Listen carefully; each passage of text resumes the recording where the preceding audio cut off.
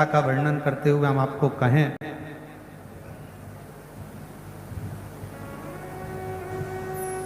जब जिंदगी में बहुत ऐसा हताशपन लगने लगे और लगने लगे कि हमारा कोई साथ देने वाला नहीं है और हम बिल्कुल अकेले हो गए हैं, कोई हमारा साथ नहीं दे रहा है, कोई हमारा साथ देने वाला नहीं है, आपको ऐसा लगने लगे कि हम अकेले हो गए, कोई साथ देने वाला नहीं है और मंजिल मिल नहीं रही, मंजिल प्राप्त ही नहीं हो रही। कनेर के फूल को हल्दी और कुंकू में लगाकर, हल्दी और कुंकू लगाकर कनेर के फूल में, कुंकू बोलते हो इधर, रोली बोलते हो, क्या बोलते हो? कुमकुम, रोली। तो जो भी आप लोग स्मरण में लेते हैं, हल्दी और कुमकुम, रोली लगाकर कनेर के पुष्प को यदि सोमवार की अष्टमी के दिन मां जगतजननी की पीठिका का स्मरण करेंगे, जैसे ये शिवलिंग है और ये जो पीठिका है जहां पर शिवलिंग रखा है, गोल जो पीठिका दिख रही है या चौकोर हो या जो भी आकृति की हो पीठिका, वो पीठिका और ये जल निकलने वाला जलाधारी का स्थान। तो कनेर का जो पुष्प होता है उसमें कुंकू और हल्दी लगाकर सोमवार की अष्टमी के दिन आप जब बहुत हताश हो जाएं, कोई साथ देने वाला ना मिले और कोई बड़ी उलझन में अगर उलझे पड़े हैं, एक कनेर का पुष्प इस पीठिका पर कहीं पर भी, मां जगतजननी की पीठिका पर किसी भी स्थान पर, किसी भी स्थान पर मां तारा रानी का नाम लेकर एक बार अगर अपने सोमवार की अष्टमी के दिन पुष्प समर्पित कर दिया मां तारा देवी के नाम से, देवादिदेव महादेव और मां शक्ति की कृपा अपने आप होगी और वो कार्य सफल होकर ही रहेगा, उसमें सफलता मिलेगी ही, उसमें सफलता अपने आप मिलती चली जाएगी, उसमें सफलता आपको प्राप्त होती चली जाएगी। केवल एक कनेर का पुष्प, उसमें कुंकू और हल्दी लगाकर, कुंकू हल्दी को लगाकर कनेर के पुष्प में पीठिका पर, जो पीठिका है मां जगतजननी दुर्गा भवानी का जो स्थान है, उस स्थान पर, उस स्थान बताया तो उसको लिंग पुराण की कथा में से,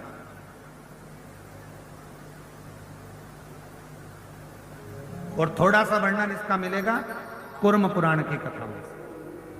श्रंभेश्वर महादेव का, श्रंभेश्वर महादेव का नाम हम तो कई जिन बच्चों का दिमाग थोड़ा सा काम नहीं करता, या बच्चों के मुंह से राल बहती रहती है, या बच्चे का हाथ पैर या शरीर चल नहीं रहा हो, शरीर काम नहीं कर रहा हो, गाय का दूध ज्यादा नहीं, 1 किलो 2 किलो नहीं, शंकर भगवान को देसी गाय का दूध एक चम्मच में भी अगर 2 बूंद भी आप शंकर भगवान को श्रंभेश्वर महादेव का नाम लेकर चढ़ाएंगे और उस दूध को वापिस चम्मच में लेकर आएंगे और उस बच्चे को चटाना अगर श्रंभेश्वर महादेव के नाम से चालू करेंगे, बच्चे की अगर राल बहती होगी, हाथ पैर से अगर बच्चा विकलांग होगा, धीरे धीरे उसका शरीर काम करना प्रारंभ करेगा यदि श्रंभेश्वर महादेव का नाम लिया। श्रंभेश्वर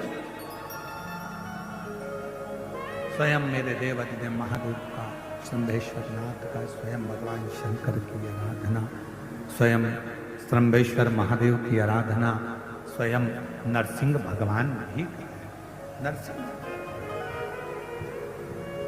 श्रंभेश्वर,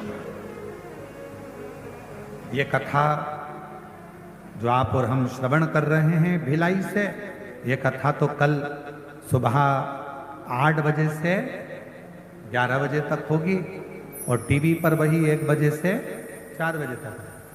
पर इस कल 5 तारीख को विराम होगी, 6 तारीख को बाबा की कावड़ भराएगी प्रदोष की सुबह 9 बजे सीहोर सीवन नदी के तट से कुबरेश्वर धाम 11 किलोमीटर तक। फिर 13 तारीख से 17 अगस्त तक 5 दिवसीय शिव महापुराण की कथा हैदराबाद में 1 बजे से 4 बजे तक पूरन सन्स फार्म, गगन पहाड़, शमशाबाद, हैदराबाद, तेलंगाना में होगी, जिसका समय 1 बजे से 4 बजे तक रहेगा। जिसके यजमान परिवार पंडाल के अंदर, पंडाल के बाहर, टीवी के सामने, मोबाइल के सामने अगर बैठता है और कथा का रसतत्व यदि वो ग्रहण करता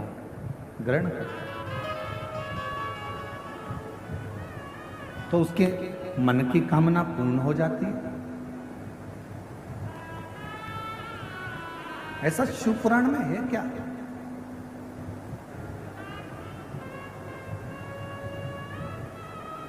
और ये प्रश्न केवल आपका नहीं है, ये प्रश्न स्वयं चंचुला देवी ने भी तुमरुका जी से किया।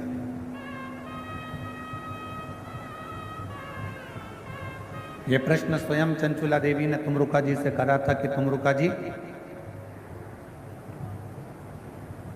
माँ जगतजननी पार्वती जी ने कहा है कि अपने पति के मोक्ष के लिए, बिंदु के लिए शिव महापुराण की कथा श्रवण करो। और मेरे पति ने ना तो कभी दान किया, मेरे पति ने ना कभी धर्म करा, मेरे पति ने ना कभी पुण्य करा, मेरे पति ने ना कभी सत्कर्म किया, मेरे पति ने कभी ना मंत्र जाप किया, मेरे पति ने ना कभी किसी तीर्थ का दर्शन किया, ना मंदिर गया। फिर आखिर मेरे पति को मोक्ष कैसे मिल जाएगा?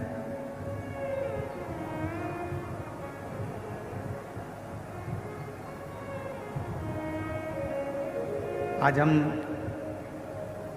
सुबह जब लिंग पुराण की कथा पढ़ रहे थे तो उसमें एक बड़ी सुंदर बात मिली, और हो सकता है कि वो अब यहाँ कथा से जाने के बाद हम प्रयास करेंगे कि लिंग पुराण की पुस्तक को खोलकर, पुराण को खोलकर एक एक लाइन पर अपनी उंगली चलाते हुए उस बात को आपको भी पढ़ने के लिए हमारे सोशल मीडिया से, हमारे यूट्यूब, फेसबुक पर हम उसको डलवाएंगे। आप पढ़ना, और हम प्रयास करेंगे कि आज ही वो जो हमने पढ़ा है लिंग पुराण में कि किसी ने गलत भोजन कर लिया, किसी ने गलत कर्म कर लिया, किसी ने गलत कार्य कर लिया, गलत भोजन कर लिया, गलत विचार आ गए, गलत सोच आ गई, गलत दृष्टि आ गई, गलत भाव प्रकट हो गया। उसके बाद भी शिव जी को चढ़ाया गया जल, उसके बाद भी भगवान शंकर को चढ़ाया गया जल उसको फल प्रदान कर देता है। शिव जी को चढ़ाया गया जल उसको फल दे रहा है। आज यहाँ से जाने के बाद उस लिंग पुराण का वो चरित्र, लिंग पुराण का वो चरित्र आपको श्रवण करेंगे, पढ़ेंगे। आप भी पढ़ना, हम भी पढ़ेंगे साथ, और हम उसको यूट्यूब पे डालेंगे। आप उसको पढ़ना आज सोमवारी के दिन। आज सावन महीने का विराम का सोमवार है। आज के दिन लिंग पुराण का वो चरित्र आप भी पढ़ेंगे कि कितना सुंदर वर्णन किया। स्वयं चंचुला देवी कह रही हैं तुमरुका जी से कि मेरे पति ने ना कभी दान करा, ना कभी पुण्य करा, ना कभी सत्कर्म करा, ना कभी भजन किया, ना कभी कीर्तन किया, ना कभी मंत्र जाप किया, फिर मेरे पति को आप कह रहे हो कि मोक्ष मिल जाएगा। ऐसे कैसे मिल जाएगा?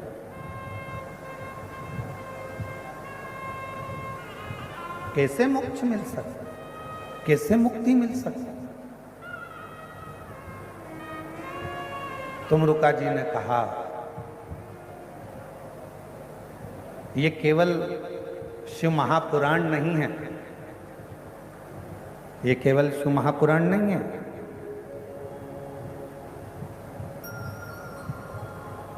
तुमरुका जी कह रहे हैं चंचुला देवी ये केवल शिव महापुराण की कथा नहीं है, चंचुला, इस शिव महापुराण के माध्यम से शंकर भगवान की वाणी हमारे श्रवण के द्वारा हमारे हृदय तक पहुंचती है और हमारे हृदय में, क्योंकि ये पाप काहे से होता है, हाथ से, इंद्रियों से ये पाप कर्म होता रहता है, ये शरीर के द्वारा, इंद्रियों के द्वारा होता है। और इस इंद्रियों को शुद्ध कौन कर सकता है, तो कहा ये आत्मा कर सकता है। अब इंद्रियों को शुद्ध जब आत्मा कर सकती है, इंद्रियों को शुद्ध आत्मा कर सकती है, तो सबसे पहले शिव महापुराण की कथा करती क्या है? कथा जब हमारे कानों में से प्रवेश करती है और हमारे हृदय तक पहुंचती है, तो सबसे पहले शिव पुराण हमारे भीतर के जितने पाप होते हैं उन सबको समाप्त कर देती है और पुण्य की ओर आगे बढ़ जाती है। आज के जमाने में फ्रिज उधार मिल सकता है, बोलो जम के मिलेगा कि नहीं मिलेगा? प्रेशर खोलो, प्रेशर अंदर बाहर दोनों साइड का, अंदर का भी खोलिए, बाहर का भी खोलिए। सारे काली मिर्च कैसे चढ़ाना है, काली तिल कैसे चढ़ाना है, धतूरा कैसे चढ़ाना है, बेलपत्र कैसे चढ़ाना है, कैसा नियम धारण करना है, क्या करना है। हम डॉक्टर के पास जाते हैं तो डॉक्टर भी दवाई लिखता है तो ये बता देता है, ये दवाई सुबह खाना, ये शाम को खाना, ये भोजन के पहले खाना, ये भोजन के बाद खाना, इससे ये सुबह मॉर्निंग में जल्दी खा लेना, डॉक्टर भी बताता है। उसी तरह शिव महापुराण में वेद व्यास जी ने सारी बातें एक एक लिख दी कि शंकर को बेलपत्र कैसे चढ़ाना, शिव की आराधना कैसे करना। और थोड़ा बहुत अगर शिव महापुराण से अगर हटकर देखें तो लिंग पुराण में भी वर्णन आया, कुर्म पुराण में भी वर्णन आया। ऐसी कोई पुराण नहीं जिस पुराण में भगवान शंकर के चरित्र का, भगवान शिव की पूजन का, भगवान शंकर के अनुमोदन का, भगवान शिव के भजन का वर्णन नहीं आया।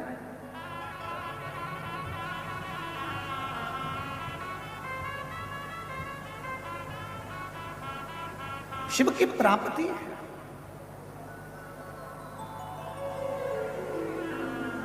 और महादेव नमन चरणों में, सोमवारी है सब बोलो महादेव। भी कोई किसी भी तरह का ये नहीं सोचना कि कौन क्या है, कौन क्या कह रहा है, कौन क्या बोल रहा है। हमने जब माता का भाव देख लिया तो फिर माता में कोई गलती ना निकालना। अंधकासुर, तुम जिस दिन अपनी माता को गलत दृष्टि से देखोगे बस उसी दिन तुम्हारा प्राण छूटे। जिस दिन तुम गलत दृष्टि से, अब अंधकासुर ने विचार करा कि मुझे विवाह करना है, शादी करना है, विवाह करना है, कोई अच्छी लड़की हो उसको देख कर ला। कहा जो अच्छी है, हिमालय राज की जो पुत्री हैं पार्वती, उसको उनको तो शिव लेकर चलेगा, भगवान शंकर लेकर चलेगा। तो क्या हुआ? मैं भी पार्वती जी को देखूंगा। और माता पार्वती जी को देखने के लिए हिरण्यकशिपु का, माता पार्वती को देखने के लिए हिरण्याक्ष का जो पुत्र है अंधकासुर, वो गया। जो माँ जगत जननी जगदम्बा दुर्गा भवानी माँ आद्य शक्ति माता पार्वती का जो दर्शन किया, देखकर स्तुप्त रह गया, एकदम स्तुप्त।